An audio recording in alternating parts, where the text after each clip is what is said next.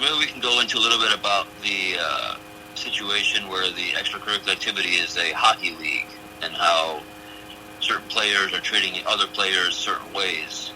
Can you give us a recap of that situation? Absolutely, and that's actually something that happened to me.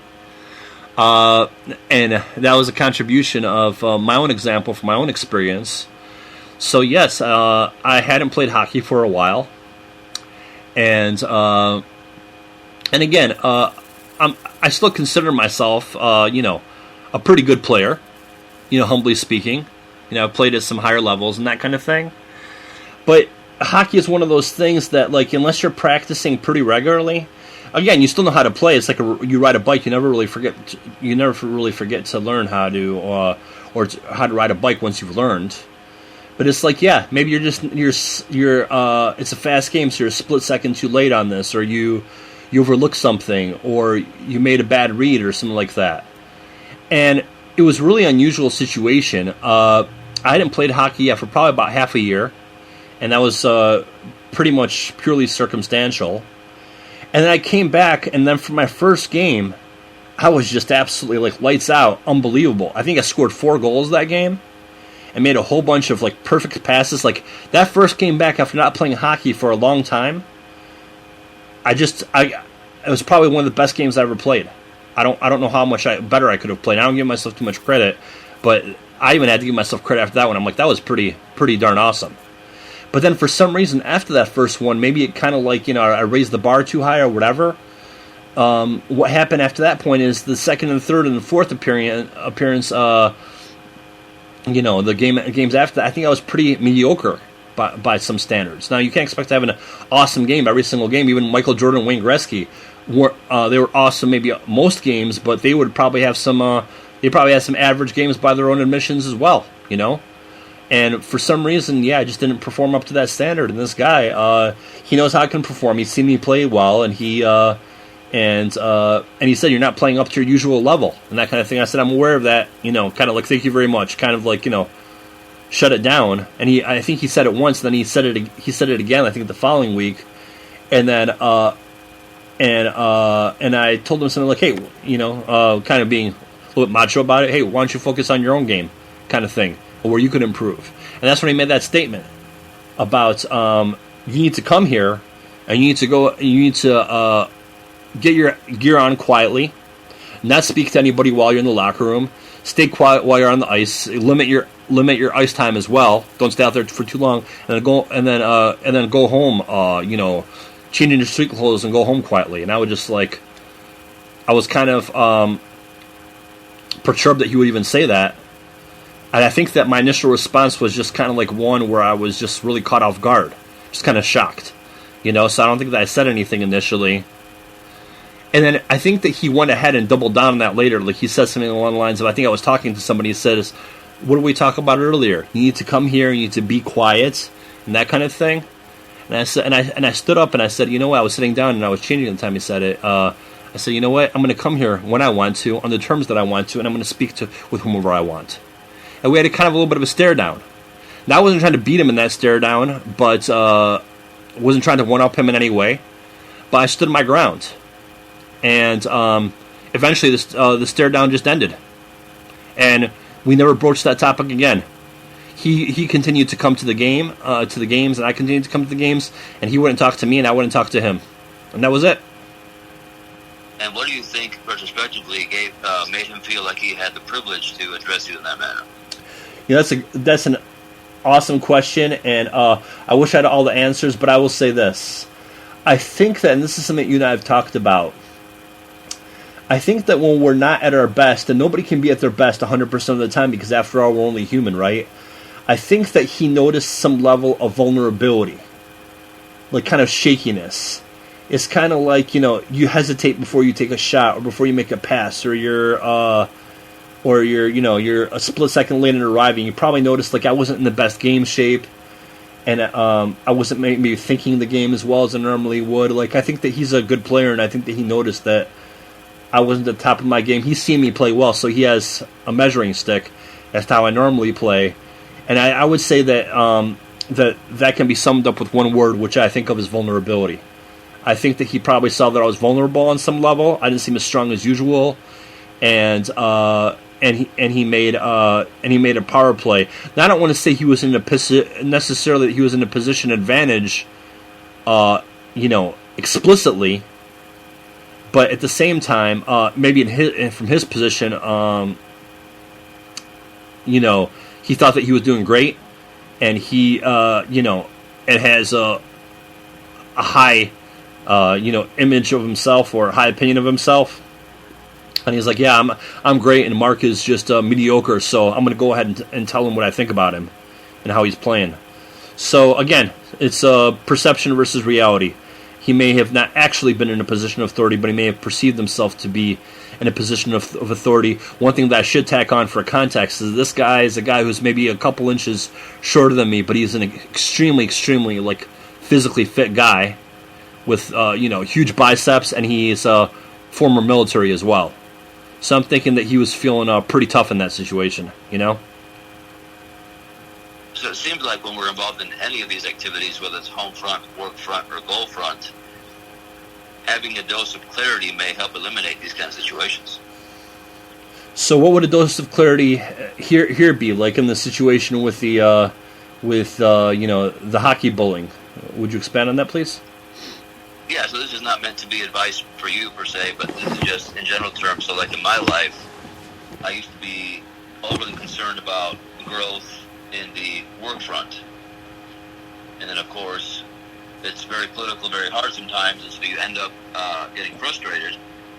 And then you go to your safe haven, which is the home front, or as you put it, the kingdom, and you maybe act in certain ways that you wouldn't otherwise act if you had a clearer head. And so my new motto in life is that I will find a job that I can make enough money to take care of my family and have enough quality off time to be able to enjoy it with my family.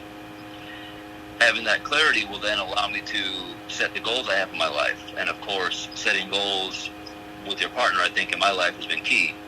That way you're not working against each other. And so that, I guess, kind of keeping every aspect in their own compartment gives you a little bit of clarity.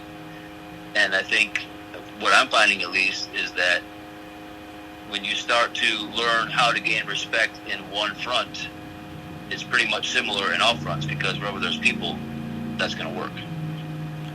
Absolutely, and I think that case in points, that's some good analysis there. I think that my mind was probably just too cluttered at that time. I think that maybe I wasn't doing well in other places, and maybe this is actually a great example, because now that I think about it, I think the first game back that I did awesome. I think that I was just kind of like, oh, I'm excited to be back, and I was kind of riding that inertia, and then just not really overthinking it, and just played extremely well. But then I was getting into the situation of, after setting the bar so high my first game back, then I was getting to the situations, well, hey, I'd moved out of state, and I had a new job, and there was an ex that I'd gotten back together with, and I was trying to make that work again, and that was kind of, going kind of average. So I guess I felt like at that time my foundation was kind of shaky. So it's kind of like had that really one kind of superstar level first game, but then after that I was grounded very quickly by life, and then it took its toll on me, mentally and spiritually, and then I just didn't have my A game at hockey.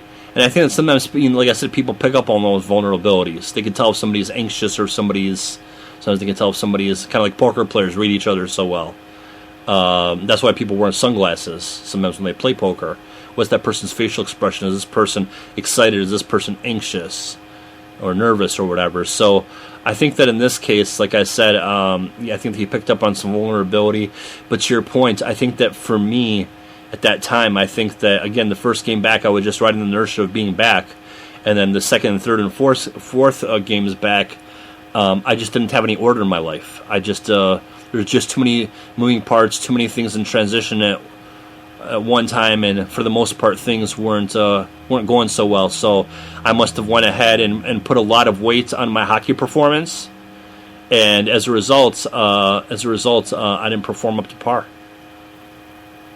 So just that context for myself and the listeners as well. What compels you to stay in this league? Are there no other leagues? Like, why do you feel like you have to subject yourself to these kind of people where you are? Is there no other place you can play? Well, that is an important question, and I think that part of that is by convenience, because it's a place that was close to where I was living, where I could play with these guys. And then the time slot, I was working regular kind of like day hours at work, and this is the only really good evening slot. I believe it was on Tuesday nights. We were playing most of the time, and that slot was extremely comfortable for me in terms of what time it was scheduled. It was scheduled later on at night, and that's I'm kind of nocturnal by nature. That's kind of when I come out and show my best. And then I think that a lot of it is also familiarity. Here I am.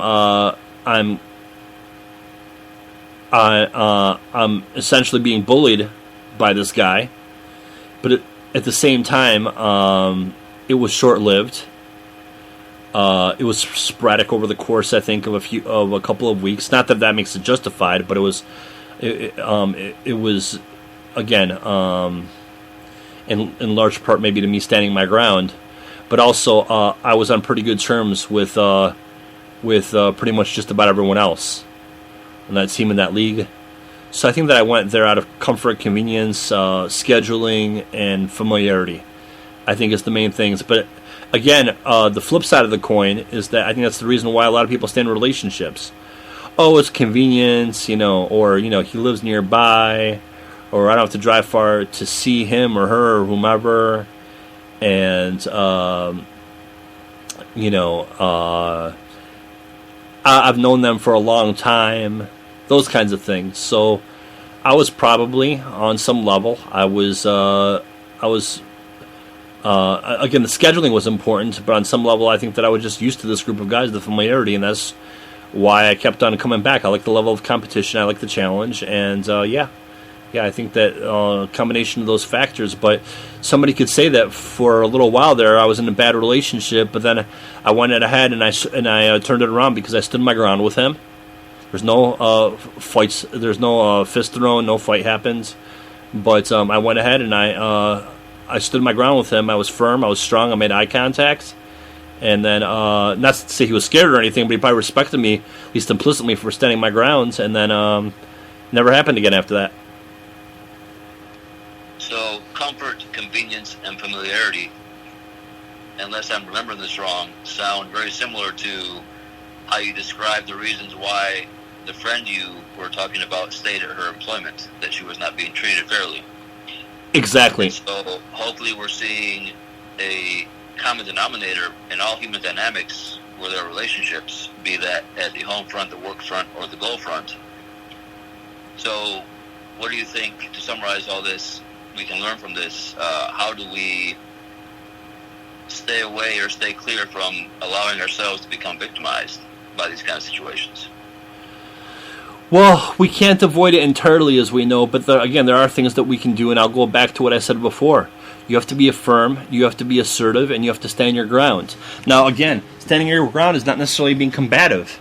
Standing your ground could be just making eye contact. Or go ahead and channel your concerns through somebody who you think might be able to help you. I think that in many ways, we're brought into this life in the way that we live. Of course, we have nourishment from early on in life, but as we become adults and that kind of thing, in many cases, we're left to our own devices. And I think that it falls in many cases upon our shoulders to go ahead and to be assertive and to communicate what's important to us. I don't want to go ahead at work, for example, and say, oh no, I don't want to ask for the documentation because what's the point? They pick somebody else instead of me, or they're going to pick somebody else instead of me anyway. Hey, eventually I'll have the opportunity. If not now, then later, to get access to that documentation. One of our favorite examples is Michael Jordan didn't make it on his high school basketball team from the first try. So he caught a window of worked harder and caught a window of opportunity later.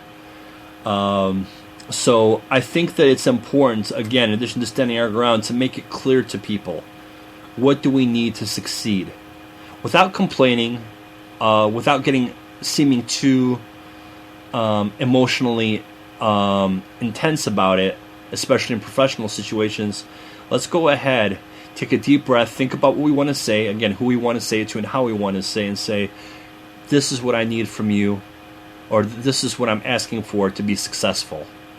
And I think that if you do that, especially in the home front, and you do that in the work front, I think that in many cases, I think that will bridge the gap in terms of feeling like we're not being treated fairly. We're communicating our needs, and we're communicating our concerns. It can also be in a special interest group, and sometimes communication doesn't have to be verbal. In my case, the stare down show that, hey, I was ready to stand my ground. So he decided to save that battle for another day or for never again. So I think that it's important, because if we just go ahead and assume that everything is going to go wrong, and we just keep everything negative inside of ourselves, we're just going ahead and ultimately we're ruining the quality of our own lives. So I think that it's important to communicate effectively and strategically, and learn to notice windows of opportunity when they open up. So, for example, in other work situations, I always felt like I was a complete disadvantage, but then I had another work situation where I knew the person, or I had someone who referred me who knew my family personally, and that gives me, again, shouldn't give me an advantage over anyone else, but at the same time, I'm coming in with kind of like a warm lead to a new place. So I think that, again, it's never a completely even playing field, but I think that if we communicate effectively, we have a chance to balance the scales a little bit, to make our situations at least better, or at least less painful. If we could keep it inside of ourselves and we just assume that everything is going to go wrong and the whole world is against us, that's just a self-fulfilling prophecy, in my opinion. Yeah, and a lot of times I think we need to help maybe split the difference or find the balance, and not only be in the position of making demands of how you want people to treat you, but also having the onus and responsibility of correcting behaviors that we may have that may be leading to these things. So you brought up the Michael Jordan example. There's a lot of speculation as to why he was not allowed to play in a high school team, but if I had to guess, just what I know about human nature, what little I know about him, he seemed to be a very demanding kind of person. He knew he was good. He knew he was better than most, and he expected to ride his way to the championship on that solely. It wasn't until, as we all know, he met Phil Jackson, where he began to understand that the onus of demands is not only on his teammates, but he needs to demand more of himself. He needs to be a better teammate. He needs to be more understanding. He needs to be more helpful. He needs to be more kind with people that are, I guess, running the same direction he is. So, I guess to summarize this topic, what can be said on that front? How can we be as demanding, if not more demanding, of ourselves than we are of others when we're trying to balance the scenario? Absolutely, and I think with Michael Jordan, I think that coming in, he was always a great athlete, a great player. and like you said, it was important. Excuse me. It was important that he had a great mentor in Phil Jackson, Doug Collins, the coach before him. Again, two different styles, but the thing is that he had to be surrounded by the right people, and I think that with age and experience, in his case, came wisdom. He became a wiser version of himself. Like, we could go ahead and have an entire podcast about Michael Jordan, but look at how many different people, celebrities, are out in the public and making all this noise these days and everything. And Michael Jordan, again, he should feel free to speak freely, but he's pretty quiet.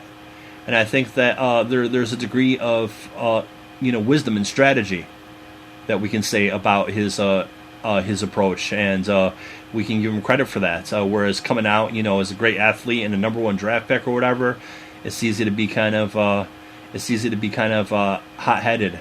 But I think that the communication is important, not only to give ourselves a chance, but to give other people a chance. Because I think that a lot of times people these days, they're doing too much with communications. People are going ahead if they're upset with each other, or not feeling like talking to each other. They're screening phone calls. They're blocking each other. They're ghosting each other. They're doing any number of things, and in response to, again, having negative feelings about someone within a moment. And I think that those kinds of behaviors, they don't help anybody. Being aloof and ghosting people and that kind of thing, again, is not effective for us, and it's not effective for the people that we're trying to communicate that message to.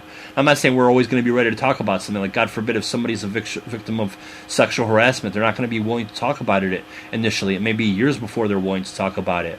But eventually, I think that to liberate ourselves of some of those negative feelings, not all, but some, and to also help other people, to protect other people, I think it's empowering once we're able to, go public with that or tell the right people. We keep it inside of ourselves. All that does is enable the person who's bullying us or harassing us to continue to do the same things, not only to us but to others as well. So somebody has to speak up at some point in a way they can decide when and where is the right time to do that. So if we were to conclude, step out or detach ourselves from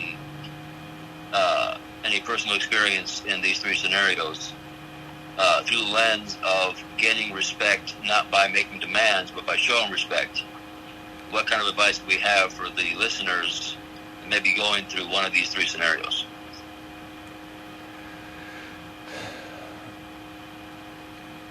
Can you rephrase your question? I'm sorry, I lost it for a second there. So a lot of times in human nature, we are prone to expect respect versus gain respect. We think that making demands by the alleged perpetrator is going to somehow make them respect us more, but in fact, sometimes it creates a greater distance. Under that lens, or with that lens, what advice could we give listeners that may be going through one of these three scenarios? Oh, I see. Well, it's kind of like we've alluded to, and we have some repeating themes here, and that's important because they ought to be repeating themes because we're going to face them in every aspect of life and probably in multiple situations, or many of us will face them in every aspect of life, or at least in some aspect of our lives. So as far as that goes, it's kind of like we've spoken to before. It's about the difference between respecting someone and being respectful. And I think that nobody can tell you who to respect. Everyone has their own value system, their own criteria of who deserves to be respected and who we do respect and who we don't respect. Being respectful, as we've spoken about, is more of a matter of being polite, maybe civil, right? Not rude, not abrasive. Maybe I don't have respect for a specific person, but it doesn't mean I have to be mean to them, right? Like we just stay on our own sides of the tracks, or if I see them, I could just say hello and not say much else. Nobody's worse off for it. As far as those situations or these three scenarios that we've talked about today, including my example of playing hockey, there's no real one right answer. I will say this, though. I think that with the communications, I think that they work effectively, especially in situations like work and special interest groups, like in my case, a hockey team, where the communications are, strong, short, to the point. I'll be the last one to judge anyone about that, because out of everyone I know, I'm pretty long-winded at times, including probably this podcast, if I should say otherwise. But anyway, I think that when it comes to those situations, there's a point of contention. Strong, short, to the point, I think delivers the message. Again, you can't make anybody respect you, but I think that people have a tendency to respect more by observing how somebody's acting or leading, rather than hearing them say it. So, in my hockey example, I don't owe this guy anything to prove how good of a hockey player I know I can be. I want to do it for myself. I've set my own bar. I have my own standard. I'm my own harshest critic. I'm my own biggest fan as well. So if I go ahead and if I say something which is strong, short to the points, then after that the proof is in the pudding, as they say. After that, it all comes down to how hard do I train? How much of my life do I balance so I can focus better on being a better hockey player, to at least play better, during those Tuesday night segments or whatever. So at that point, I seek not respect from him, but I seek for him to be respectful and to respect the boundaries that exist between us, as in we're teammates, but I am responsible for my own game and how I play hockey, and you're responsible for your own game. So again, short, strong, swift, to the points, and in those cases, I think, especially with people who are adversaries, actions speak louder than words. Yeah, totally. From my perspective, I think that a big mistake that's made on all these fronts is that a lot of times people do not establish a clear foundation on the onset. So they get together with a significant other, and then they decide what the foundation is going to be, or you go to a new job, and then you let the chips fall where they may, and then the dynamics happen, or you go to recreational sports and, for love of the game, but you don't really establish on the onset what you're about. To recant advice that my father gave a long time ago as far as jobs and promotions. And the reason why I'm giving it is because I think it applies to all these scenarios. He said that as far as promotion, you're never going to get what you want at work unless you tell your boss what you want. And you tell your boss what you want with words, and like you said, through actions. And so advice that I would give for all people going through scenarios like these is have the clarity of mind that every action that you do supports what you expect out of that relationship. And I think, it's obviously something that nobody follows to a T because, like you said, we're human, we're not perfect. But in moments of clarity in my life where I have done this, things have often gone my way. I agree with that. Now, again, in the case of the hockey example, I don't owe that guy an explanation or whatever. But the thing is that after I'm firm in my stance and I'm not too long-winded with him, and I'm just working hard and playing hard and honing my game, he'll be like, oh, you know what? He's playing a little bit better now, or at least if he's not playing great, at least I see that he's skating hard, he's working hard, right? Okay, so final thoughts and summary. And I'm going to go down the list of points here. So I'm thinking that my main takeaways from today are that we want to definitely communicate rather than not communicate. It's important to be heard. It doesn't always help. It doesn't always show an immediate results, but it's important to be heard. And I think that when we are being heard, even if people don't agree with us or don't acknowledge us, I think that it increases the chances of improving our morale and having a better life because other people have a chance to respond. Now, the people who love us and who acknowledge our concerns or respect us, to your previous points, and the people that need to be in our lives are the ones that will help either explicitly or implicitly make our lives better by reciprocating on what we communicated, responding in an effective manner.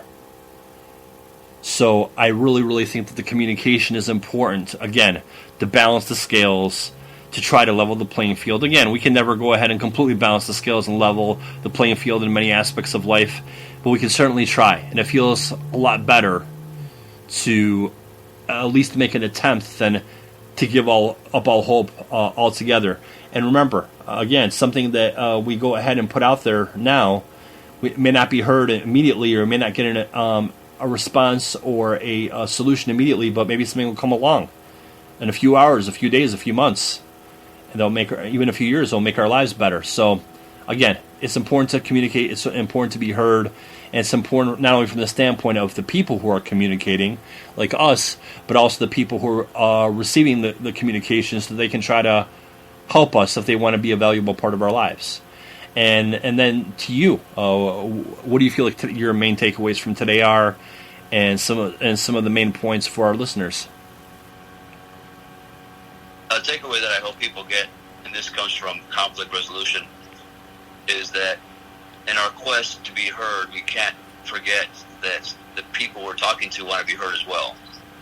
To the extent that we can be facilitators of what they're trying to say, we can also find better resolution just trying to be heard and making demands. So I guess the biggest takeaway that I would have for this segment is to be clear about what you want, to not pursue happiness, pursue joy, because that's longer lasting, and to not think that it's only about what you want, but it's also trying to find a balance between what you want and the people you're dealing with want. Diplomacy, negotiation, and compromise, right? In the best sense of the word.